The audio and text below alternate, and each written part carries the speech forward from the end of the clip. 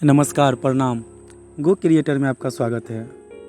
आज हम बात करने वाले हैं हांगकांग के इतिहास के बारे में, जो कि अपने आप में एक कहानी से कम नहीं है। तो आइए हम जानते हैं हांगकांग का इतिहास एक कहानी के रूप में।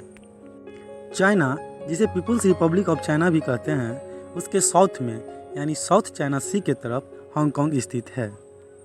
हांगकांग अपने आप में वेल डेवलप्ड और बहुत ही ज़्यादा प्रोग्रेसिव कंट्री है, लेकिन 1997 तक हांगकांग ब्रिटेन का हिस्सा हुआ करता था। लेकिन ब्रिटेन वाले 1997 में चाइना को इस शर्त पर दिए कि जब पूरी तरह यहाँ लोकतंत्र बहाल हो जाएगा, तुम्हारी सरकार यहाँ चल जाएगी, तो तुम 50 साल तक उन्हीं मूल्यों का पालन करोगे जो हम आज तक वहाँ करते आए हैं।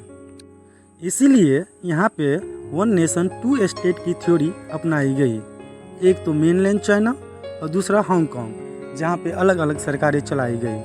पर चाइना को ये बात पसंद नहीं आई और चाइना अपने संसद में 2020 में एक लॉ पास किया, जिसे नेशनल सिक्योरिटी लॉ कहा गया। नेशनल सिक्योरिटी लॉ के अंतर्गत हांगकांग के लोग चाइना के खिलाफ कुछ बोल नहीं सकते हैं। अगर वो बोलते हुए पाए गए तो उन्हें जेल में डाल दिया जाएगा। तब से चाइना और हांगकांग के बीच विवाद की शुरुआत हो गई है। वैसे पूरी दुनिया में जहाँ भी बॉर्डर डिस्प्यूट हैं, वहाँ पे ब्रिटेन का कहीं ना कहीं हाथ जरूर है। जैसे Bharat Pakistan, Bharat China, Hong Kong China, हर जगह ब्रिटेन वाले कहीं ना कहीं अड़ंगा लगा के रखे हुए हैं। हमने आपको पहले बताया कि 1997 तक हांगकांग ब्रिटेन का हिस्सा हुआ करता था। तो आइए जानते हैं 1997 तक ब्रिटेन का हिस्सा हांगकांग कैसे हुआ करता था। जिस समय ब्रिटेन की company east India company India पे शासन कर रही थी, उसी समय चीन में चीनी और चाय का उत्पादन बहुत जोरों शोरों पे हो रहा था। ईस्ट इंडिया कंपनी चाइना से चीनी और चाय का व्यापार करना चाहते थे, लेकिन चाइना वालों की शर्त थी कि चीनी और चाय के बदले में हमें चांदी दिया जाए, न कि रुपया। और ईस्ट इंडिया कंपनी ने चीन की इस शर्त को मान ली। लेकिन ईस्ट इंडिया कंपनी चीनी और चाय के साथ साथ अफीम का भी व्यापार करने लगा, जिसका वहाँ के चिंग राजवंश का राजा डाओगांग इसका विरोध करने लगे। फिर भी ईस्ट इंडिया कंपनी वाले अफीम का व्यापार करते रहे। अफीम की लत वहाँ के लोगों को इस कदर लग गई कि वहाँ का राजा जब युद्ध की घोषणा ईस्ट इंडिया कंपनी के खिलाफ करती है, तो वहाँ की सेना में उतनी ताकत न रहती है कि वह युद्ध लड़ सके। इसके कारण ब्रिटेन वाले युद्ध जीत गए। युद्धों के परिणाम स्वरूप चीन को अपने 5 बंदरगाह विदेशी व्यापार के लिए खोलने पड़े और हांगकांग द्वीप और दशानी कॉलोन पर ब्रिटेन का नियंत्रण हो गया।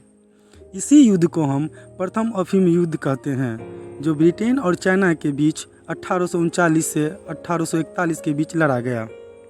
इस युद्ध के परिणाम स्वरूप एक समझौता हुआ, जिसे हम नानजिंग समझौता के नाम से जानते हैं। इसी समझौता के तहत चाइना वाले अपना एक हिस्सा ब्रिटेन वालों को दे दिए, जिसे हम हांगकांग कहते हैं। लेकिन 1841 से 1842 के ब्रिटिश आक्रमण के बाद स्थानीय जनता में ब्रिटेन के खिलाफ रोष पैदा हो गया। शहर में घूम रहे ब्रिटिश सैनिकों के साथ बुरा बर्ताव किया गया, जिसके परिणाम स्वरूप ब्रिटिश सैनिकों ने 1856 में फिर से युद्ध शुरू कर दिया, जिसमें फ्रांस भी ब्रिटेन के साथ लड़ा। इस बार बीजिंग को निशाना बनाया गया। इस आक्रमण के डर से चीनी सम्राट अपने भाई को राजगद्दी सौंपकर उत्तर दिशा में भाग गया, जिसके परिणाम स्वरूप चीनी शासन को अफीम का अवैध व्यापार सहना पड़ा। फिर कुछ समय बाद 1898 में दूसरा युद्ध हुआ। इस युद्ध में भी चीनी सैनिक ब्रिटिश सैनिकों के द्वारा हार गए। 1898 में चीन और ब्रिटिश सैनिकों के बीच एक ट्रीटी हुई। इस ट्रीटी के अधीन हांगकांग को ब्रिटिश सैनिक 99 साल के लीज पे ले लिए, जो 1997 तक ब्रिटिश के अधीन रहा। 99 साल वाला लीज 1998 में समाप्त हो गया है। इसी लीज के समाप्ति के बाद हांगकांग को चीन के अधीन सौंप दिया गया। बाकी आपको ये जानकारी कैसी लगी, कमेंट बॉक्स में ज़रूर बताएं और इस चैनल पर नए हैं तो चैनल को लाइक और सब्सक्राइब कर दें। धन्यवाद। जय हिंद, जय भारत।